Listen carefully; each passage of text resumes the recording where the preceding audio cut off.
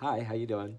I hope you guys are having a good day. I just recently spoke with a friend who I wouldn't say we spent a lot of time together, but it just seems like we have this deep connection that I just so cherish. And Cynthia is her name, Cynthia Q, I'll just say.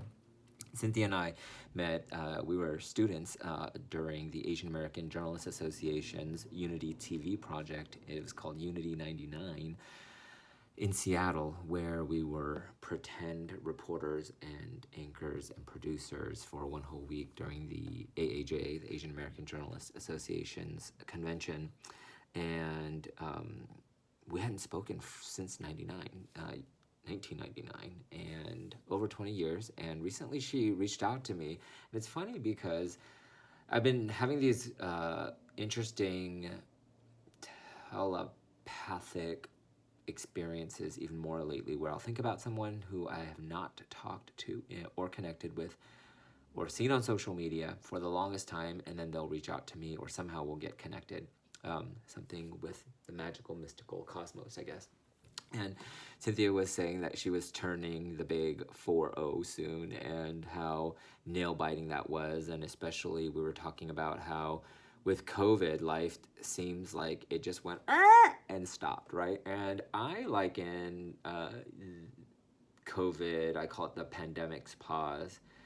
And we've been paused by so many more pandemics, it seems. You know, you have the Black Lives Matter, you have climate change, you have all the craziness that is politics. Then you have the Asian Americans that are being attacked because president's calling this China virus and all this other stuff and all this ignorance. And it just seems like we are going through so many different pandemics, and it's like a bad movie just or a bad record playing on repeat. And so it seems. And Cynthia and I have been talking about how, you know, at this interesting age, we have all our markers. There's like 16 when you get your license, 18-year-old when you're 18 when you are an adult, 21 when you can drink, and 25 when you can get your or get a deal renting a car, and so on and so forth, right? And there's different markers in life. And I think 40 for me was a big, interesting one. I'm 42 now, but 40 was interesting because I'm like, oh my God, if I live till the average age is like around 80, right? If you live till 80, half of your life is over. And that is so nuts, y'all, isn't it? And she was just talking about how, career has shifted, especially with the pandemic, and things have shifted for me too.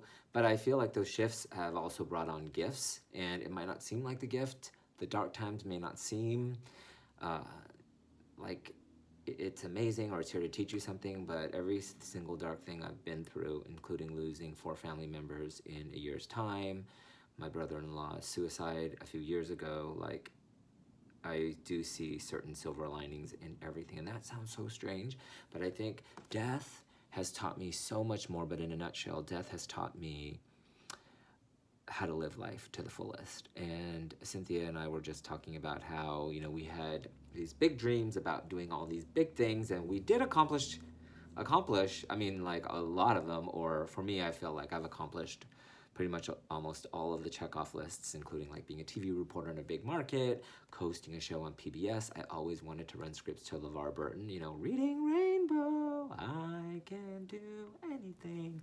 Take a look, read a book, reading Rainbow. And I wanted to run scripts to him, and I ended up co-hosting a show on PBS. I wanted to teach at the college level because when I was growing up, nobody had a college education in my family. I ended up teaching it too. And then there's just so many more amazing things that have happened. But I remember just feeling like along the way, like a failure, or like, oh my gosh, this person or that person is getting ahead of me. When I took time to take care of the 4 family members that were dying.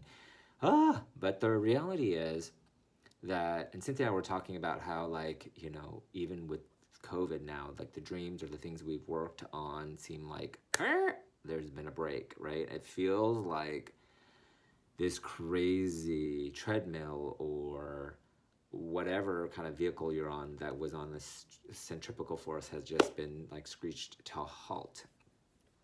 And I remember, and I feel like it's much more amplified and magnified with COVID.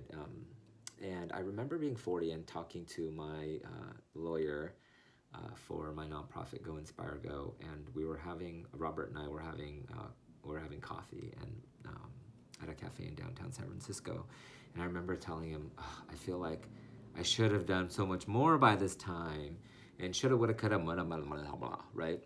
And he stopped me for a minute, and he was like, "Wait a minute."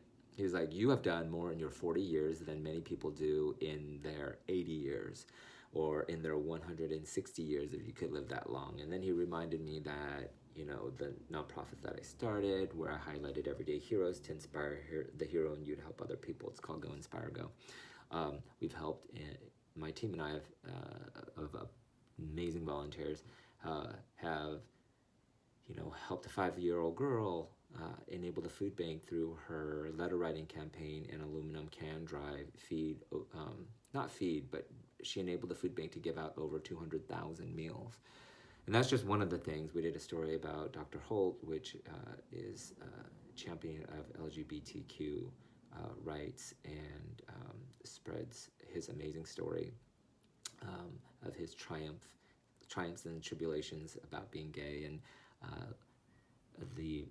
his sharing his beautiful message of the biology of sexuality and accepting your authentic self, and how we did that story, and how that has saved lives and inspired people to think twice about hurting themselves, or inspired people that were middle-aged to really accept their truth. And I look back, and I encourage you to do this too, of just writing all of the things that were in your heart's desire when you were that ripe old age of 18, like I was when I met Cynthia, and see how life's twists and turns led you and have grown you to who you are today, and paying attention to the dark and how it's led you to the light, or maybe it hasn't led you to the light yet, and maybe it's going to show up soon.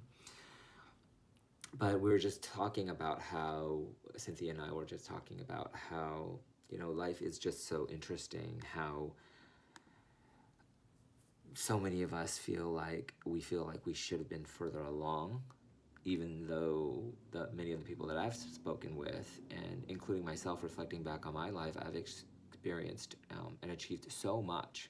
And it's not just about the achievement, but it's just about this feeling of lack. And I just really, anytime I have discomfort now, or I react to somebody that's, that I get this visceral reaction, I stop and I think, why am I reacting that way? So I stop, and then I think about the root cause of that. And I think for me, growing up with Asian parents, I grew up here in America, so I'm Asian American, but with Asian parents that immigrated here after they had their 5 kids and had their, middle-aged already. I just always never felt like, I was good enough, because, you bring home an A minus, and mom and dad are like, why you don't get A plus? Right? Or just, achieving certain things that I didn't even share with them, because I just never felt like they understood. There's a big cultural and language barrier. And I'm not gonna lie, I, up until even recently, like last year, I felt like a loser. And I voiced that to just a few people.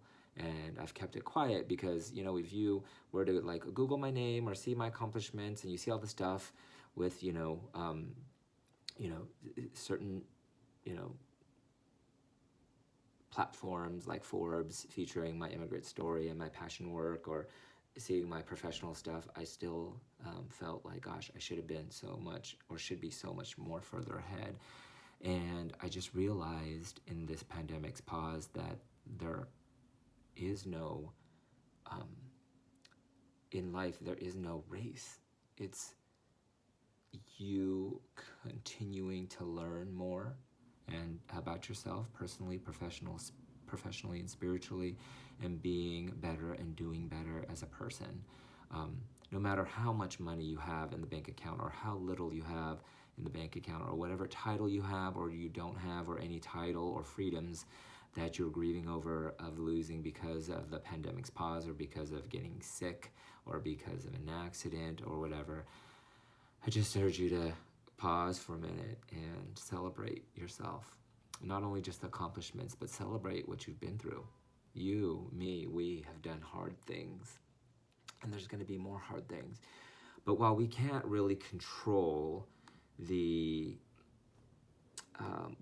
the things that happen to us, what we can control is how we react to them, and what we learn from them, and how we reflect upon them.